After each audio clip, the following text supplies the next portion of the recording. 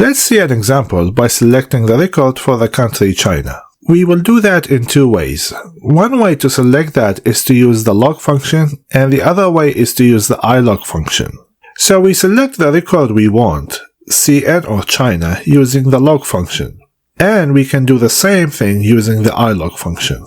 Notice how these two examples gave us the same results, and in one way we selected the index name, and in the other way we selected the index integer.